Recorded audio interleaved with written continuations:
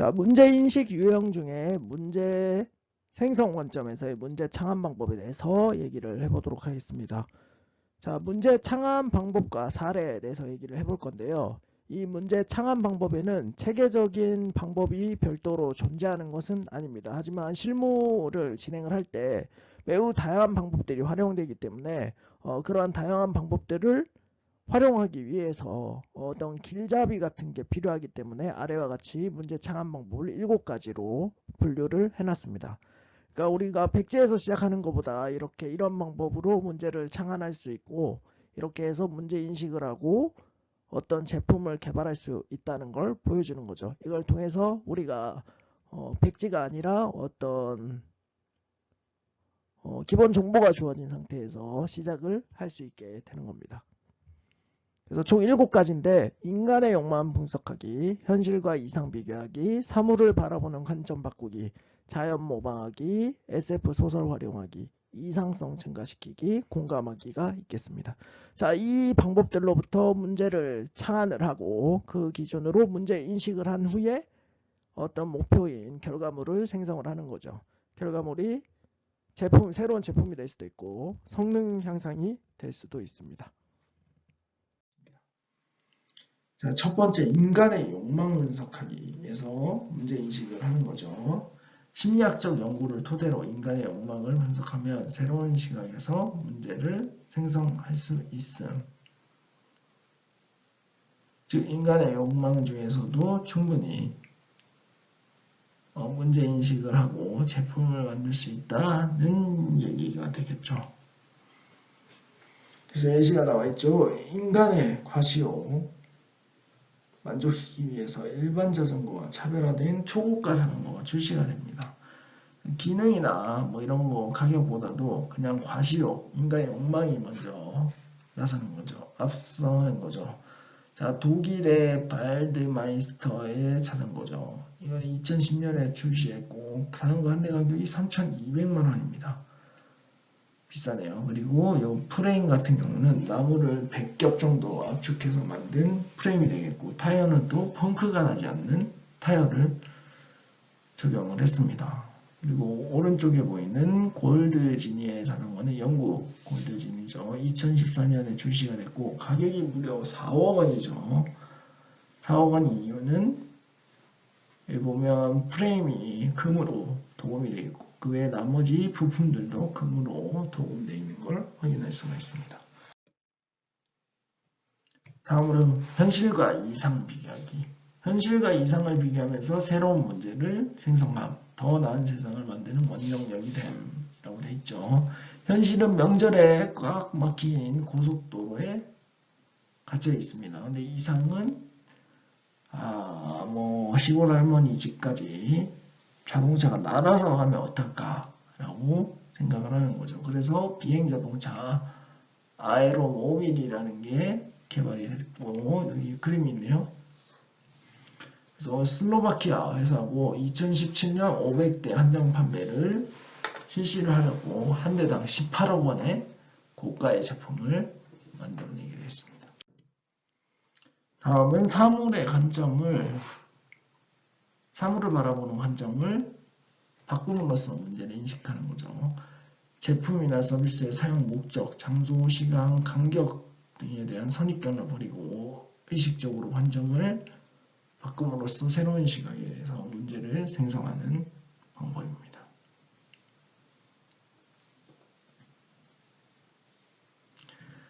그래서 예시는 기존 관점, 진흙은 도자기나 건축용 재료다 였고, 관점의 변화는 진흙이 각종 미네랄을 포함하고 있어서 피부에 좋다고 한 거죠. 그래서 마사지용 머드팩이 탄생을 하게 됩니다.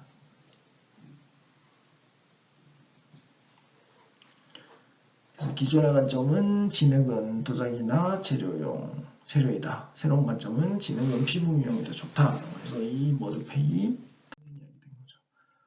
그 다음 자연 모방하기입니다. 자연은 누구나 무료로 활용할 수 있는 특허 베이스와 같아서 자연에서 아이디어를 얻어 개발된 기술이나 제품은 수없이 많습니다. 엄청 많다는 얘기고요. 그래서 자연에 관심을 기울이고 잘 관찰을 하면 또 새로운 문제를 생성할 수가 있습니다. 예시들을 찾아보면 연잎이죠. 연잎은 비를 맞아도 젖지 않고 빗방울이 먼지까지 씻어주는 연잎 효과를 가지고 있습니다. 그래서 이거를 따라 만들자. 뭔가 우리의 실생활에 적용해보자 해서 나온 게 방수방진옷이 되겠고요. 그래서 연잎과 같이 물을 흡수하지 않고 흘려주는. 자, 다음 예는 사람도 입으면 날 수 있는 옷을 만들기 위해 날다람쥐를 흉내내보자 해서 윙스트라는 거를 만들었네요. 이렇게 날다람쥐가 슉 날아가는 걸 보고 이렇게 만든 거가 되어 있고, 그 다음 의료용 패치를 개발하기 위해 문어 빨판에 3차원 구조를 응용해보자 하고 있고, 이걸 위해서 건식 패치를 개발하는 건가 보네요. 그리고 3차원 계층 구조의 탄성 고접착 패치라고 되어 있고, 이것들을 활용해서 뭔가 센서를 만들어 보네요. 자, 그 다음 예시는 사람 손을 대신해서 물체를 옮기기 위해 코끼리 코를 모방해보자 라고 해서 코끼리 코 로봇을 만든 사례가 있습니다. 그 외에도 문어다리처럼 빨판을 이용하여 물건을 잡는 문어다리 로봇, 즉 전기에너지 없이도 스스로 움직일 수 있는 문어 형태의 소프트 로봇인 오토봉을 만들고자 합니다.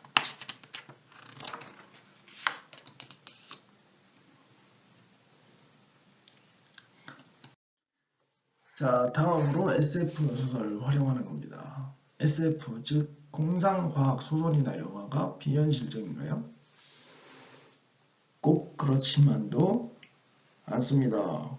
공상과학 소설이나 영화가 비현실적이라고 생각하는 사람도 있지만 유명한 공상과학 SF 소설 속 아이디어를 분석한 결과 지금까지 이미 많은 아이디어가 실현됐거나 가까운 미래에 실현될 가능성이 높은 아이디어가 많은 것으로 밝혀졌습니다. 여기 지금 표가 그거를 나타내고 있죠. 여기 작가 세 분이 있고 아이디어 개수가 각각 88, 86, 108, 86, 50 있다고 하죠. 그럴 경우에 실현되었거나 가까운 미래에 실현될 것의 개수가 이 정도 되고 개념적으로 현실화 가능성이 확인된 것의 개수가 이렇게 나타나게 됩니다. 예시를 살펴보도록 하겠습니다. 예시는 줄 베른이라는 공상과학 작가가 1870년에 해저 이만이라는 책을 썼는데 거기에 노틸러스라는 잠수함이 등장을 합니다. 그리고 나서 이 SF 소설을 기반으로 약 40년 뒤 1차 세계대전이 발생했을 때 유사한 모양의 잠수함이 상용화가 됩니다. 즉 SF 공상과학이 문제인식에 미치는 영향이라고 할 수가 있겠죠. 그리고 1940년대 인기 소설인 딕 트레이시의 손목시계에 연 통신기가 등장을 합니다. 이렇게 문제인식이 되고 나서 2009년 LG전자에서 이와 유사한 와치폰을 출시를 하죠. 그리고 요즘은 애플 시계 그리고 갤럭시에서도 이거를 판매를 하고 있습니다. 그리고 또 하나의 좋은 예가 SF 영화의 고전인 스타워즈에 등장한 인기 로봇 C-3PO인데요. 이 공상과학 소설이라고 해야 될까요? 공상과학 소설을 활용해서 제품을 개발하는 경우가 존재를 합니다. 자, SF 영화에서 아까 말했듯이 스타워즈에 등장한 인기 로봇 요 C-3PO죠. 여기에서 영감을 얻어서 로봇공학자 데니송은 2012년에 화재 진압용 휴머노이드 로봇 애쉬를 개발하게 됩니다. 다음으로 문제 생성 관점에서의 문제 창안 방법, 그 중에서도 이상성 증가시키기에 대해서 얘기를 해보겠습니다. 기술 시스템의 이상성은 여기죠. 기술 시스템의 이상성은 비용과 유효한 효과 대비 기술 시스템의 주된 유용한 기능의 정도를 나타내는 겁니다. 그래서 비용 플러스 유효한 효과를 여기다 집어넣고 주된 유용한 기능을 여기다 쓰는 거죠.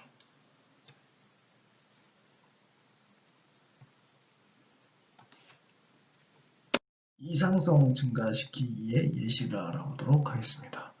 자, 볼펜에 어떤 기능을 추가하면 이상성이 증가할까? 해서 시작을 한 거죠.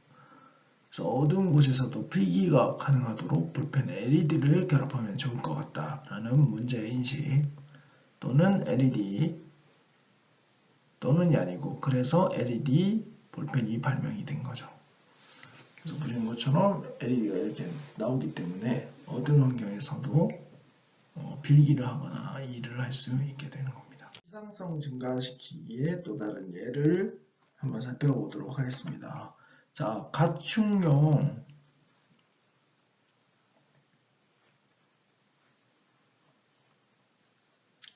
반열 주사기는 가축의 스트레스를 유발하고 질병을 전파할 수도 있습니다. 그래서 이러한 유해한 효과를 감소시킴으로써 이상성을 증가시키는 방안이 되겠죠. 그럼 이렇게 할 수 있는 방법이 뭐가 없을까요? 가축의 스트레스 유발과 질병 전파 없이 주사약을 전달할 수 있도록 바늘이 없는 주사기를 개발하자라고 문제인식을 했고, 묻힌 주사기가 발명이 됐습니다. 그래서 실제 적용이 되고 있는 상태이고요. 농촌 인구가 감소하면서 농촌 마을의 구판장 운영비를 감당하기 어려움을 겪는 경우가 종종 발생합니다. 그래서 비용을 줄임으로써 이상성을 증가시키는 방안이 없는지 고민을 해보고요. 그 다음에 매출이 감소한 구판장을 계속 운영하기 위해 구판장의 운영비를 줄이는 방안을 모색하자라는 문제인식이 있겠습니다. 그래서 종합적으로 봤을 때 구판장의 운영비를 감소시키기 위해서 무인 양심 가게를 운영합니다. 알아서 자체적으로 제품을 고르고 결제를 하는 거죠. 자, 공감하기 방법에 의한 문제 창안 방법에 대해서 알아보도록 하겠습니다. 공감하기는 대화나 체험, 관찰 등을 통해 상대방의 마음을 이해하고 깨닫는 행위죠. 그래서 스탠포드 대학의 D-스쿨의 핵심인 디자인 띵킹의 첫 단계라고 하네요. 자, 선입견이나 편견 없이 사용자를 관찰하고 대화를 나누며 실제로 체험해 봄으로써 사용자 입장에서의 진정한 요구를 파악할 수 있는 예시가 되겠습니다. 공감하기를 통해 바람직한 방향에서 새로운 문제를 생성할 수가 있습니다. 자, 공감하기에 좋은 예가 여기 나와 있죠. 소아 환자의 80% 이상이 MRI 검사를 받기 위해 마취 주사를 맞아야 합니다. 그래서 MRI 장치를 아이들은 어떻게 생각을 하냐 알아봤더니 MRI 장치가 큰 입을 벌려 잡아먹으려 하는 거대한 괴물처럼 보인다고 얘기를 한 거죠. 그래서 개발자가 또는 공급자가 소아 환자의 공포심을 없애기 위해 MRI 장치를 친근하게 하는 방안을 모색하자라는 문제를 인식을 하고 생성을 한 거죠. 그래서 여기 보면 해적선이나 우주선 모양의 MRI 장치를 개발을 한 거죠. 개발까지는 아니지만 어쨌든 그렇게 한 거죠. 그리고 보면 해적선처럼 보이고 여기에 선원들처럼 보이네요. 이런 식으로 해서 소아 환자의 그 두려워하는 마음을 공감하는 것을 시작으로 제품을 만들게 된 거죠.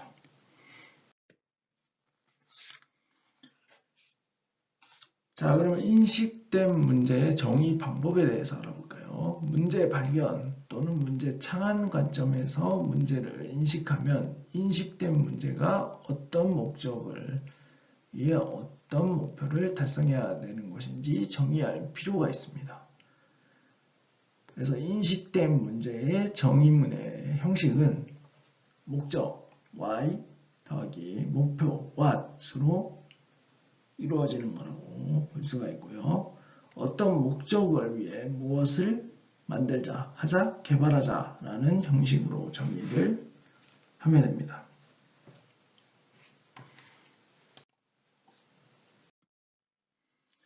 자, 인식된 문제 정의의 예로 1.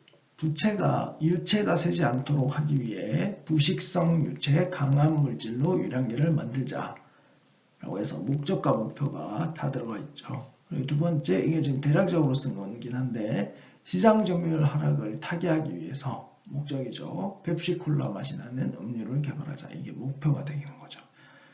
그래서 인식된 문제 정의문은 떠오른 문제를 우선 기록하기 위한 것입니다. 다음 단계인 문제 정의 단계에서 문제의 근본 원인을 분석하여 진짜 문제 정의문을 다시 작성해야 한다고 합니다.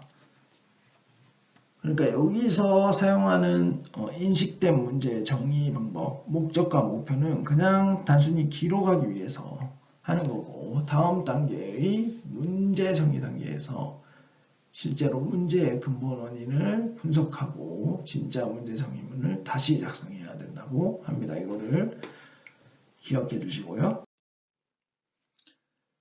그래서 인식된 문제 정의문 사례에 대해서 알아보도록 하겠습니다. 사례 1. 창고 없이 택배 보관이 가능할까? 고객의 물품을 받아 택배업체에 전달하는 택배 픽업 업체인 홈픽이라는 회사는 물품 보관 창고를 유지하는 비용 절감이 필요했죠. 그래서 창고 유지 비용을 절감하기 위해서 창고를 대체할 공간을 찾아보자 라는 슬로건으로 문제를 해결합니다. 지금 그래서 Y 창고 유지 비용을 절감하기 위해 what 창고를 대체할 공간을 찾아보자가 되는 거죠. 그래서 자사 창고 대신에 가까운 주유소를 활용하는 주유소 택배 서비스를 착안을 해서 운영을 하게 되죠. 여기 나와 있죠. 홈픽은 SK에너지, GS 칼텍스 주유소와 함께한다. 주유소를 활용해서 창고 대신에 물품을 보관하는 장소로 활용을 하는 거죠. 자, 두 번째 인식된 정의문의 사례는 소리를 볼 수 있을까 합니다. 소리를 볼 수 있다면 소음으로 인한 여러 가지 문제를 쉽게 해결할 수 있고 곤충 또는 동물 소리 채집도 훨씬 용이해진다. 그래서 인식된 문제 정의문은 소리를 눈으로 볼 수 있도록 소리를 찍는 카메라를 개발하자죠. 그래서 사운드 카메라, SEESV네요. CSV 같은데요.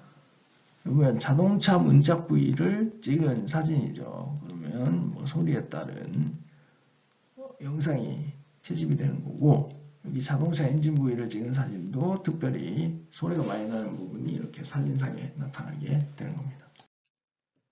세 번째, 사례 3입니다. 예술작품 같은 임대주택을 지을 수 있을까? 라는 거죠. 그래서 임대주택이라고 하면 되게 단조로운 비슷비슷한 외관을 떠올리게 되는데 오스트리아도 예외는 아니었죠. 그래서 인식된 문제적 의문이 임대주택에 대한 고정관념을 깨기 위해 예술적 디자인의 임대주택을 건설하자 였죠. 그래서 1986년 이러한 문제 정의문을 바탕으로 해서 오스트리아의 수도 빈에 예술작품 같은 임대주택이 탄생하게 됩니다. 획일적이지 않고 다양하게 예쁘게 이렇게 색깔을 해서 꾸며 놓은 거죠. 여기 뭐 장식들도 해놓고요.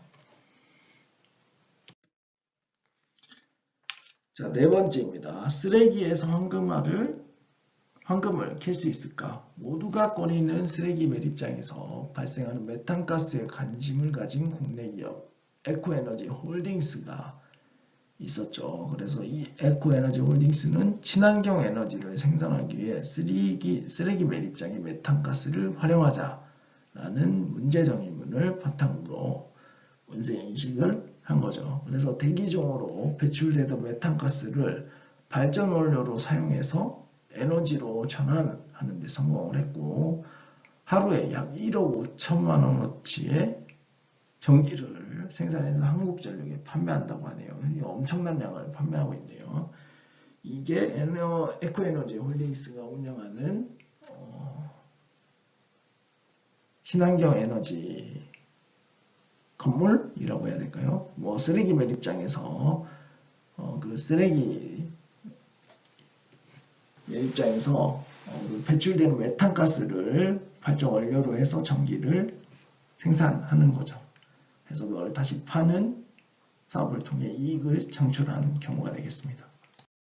자, 다섯 번째, 마술처럼 색이 변하는 장미를 만들 수 있을까? 로열티를 지불해야 하는 화해인 입장에서 어떻게 하면 로열티를 지불하지 않고 부가가치가 높은 신품종을 개발할 수 있을까 고민을 하는 과정에서 나온 거고요. 그래서 문제정의문은 높은 경제적 가치를 창출하기 위해 온도에 따라 색이 변하는 장비를 개발하자라고 했어요. 그래서 화해인 임주환 씨가 온도에 따라 색이 변하는 마술 장비 특허를 출원을 했네요. 여기 보니까 색깔이 이렇게 아까 빨간색, 파란색, 제각각인데 온도를 재줬더니 다 하얀색으로 이렇게 변하는 꽃을 개발을 했나 보네요.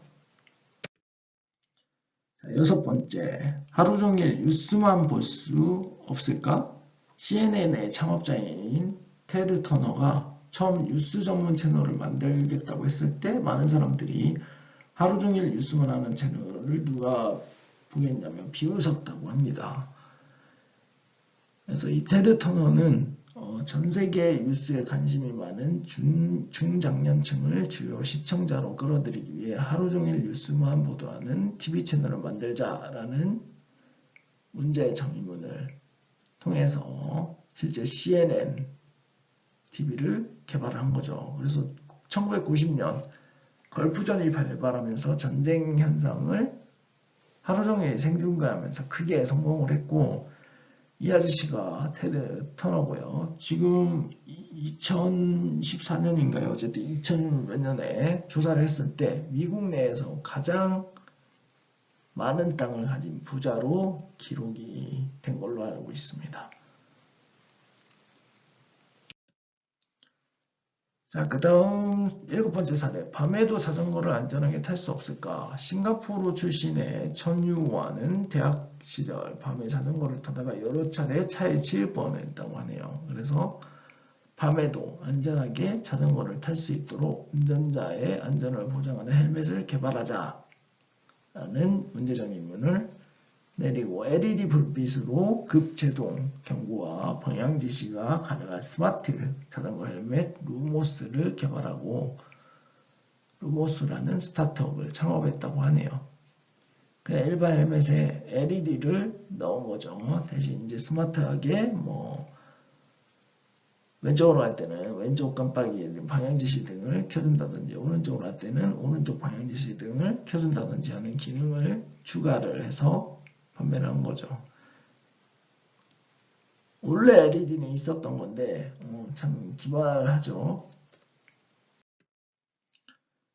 자, 사례 여덟 번째. 친구들과 정보를 쉽게 교환할 수 없을까? 이런 목적에서 시작을 한 거죠.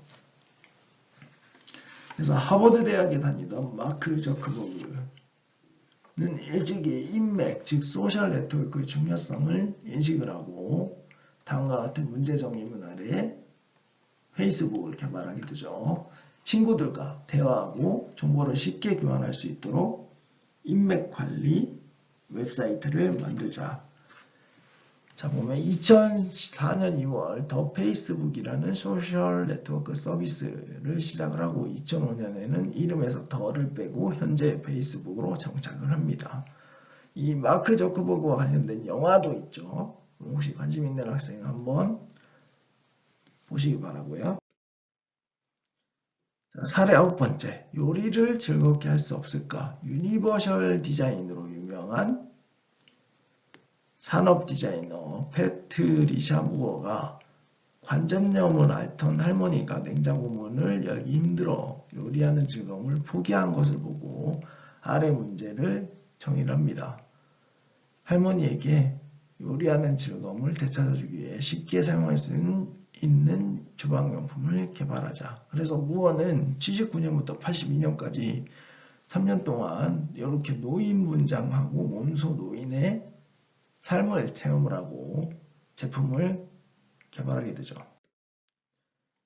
살펴보면 유니버셜 디자인 철학을 담은 옥소라는 브랜드를 만들고 노인의 불편함을 덜어주는 제품을 출시했습니다. 그러니까 관절염이나 손목이 약해도 요리를 할 수 있는 제품들이죠. 이 첫 번째가 감자 깎는 칼이 이렇게 돼 있는데 이거를 할머니 등들도 쉽게 잡을 수 있게 이렇게 바꾼 거고, 이 가위는 잘 보면 오른손잡이, 왼손잡이 다 쓸 수 있는 가위죠. 그리고 이거는 곡선형을 이렇게 만들어서 주전자를 들기 쉽게 했고, 여기 보면 소리나는 주전자로 해서 기가 어두운 할머니들 이 물이 끓는 거를 확인할 수 있도록 도와줬습니다. 여기 일자형 감자칼도 나오네요. 그 외에 이거는 뭐죠? 피자 커팅하는 건데, 요거가 이제 손목을 쓰거나 하기 힘드니까 이렇게 유연한 디자인으로 바꿔주는 겁니다. 그래서 대부분 노인의 삶을 경험하는 혁신적인 제품들을 개발을 했습니다. 그래서 저상버스도 이 디자이너가 개발을 한 거고요. 그래서 이번 주 강의는 여기까지 마치도록 하고요. 다음 시간에 뵙도록 하겠습니다.